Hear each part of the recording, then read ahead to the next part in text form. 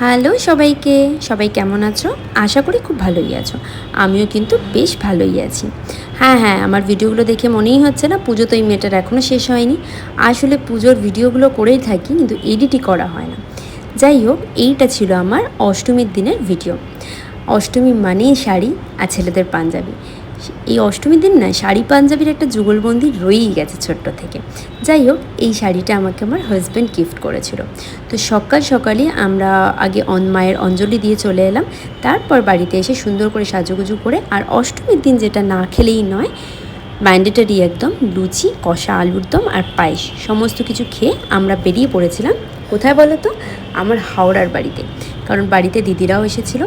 ফার্স্টে এসেই সবাই মিলে একটা পুরো আড্ডায় জমে গেছিলাম। তারপর হলাম না, পুজো তো সবাই মিলে কোথাও একটু বেরোই।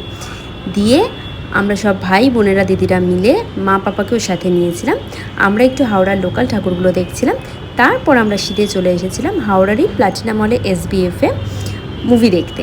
আর এই যে মুভিটা দেখে বুঝতেই পারলে, মুভিটা হচ্ছে রঘু ডাকাত।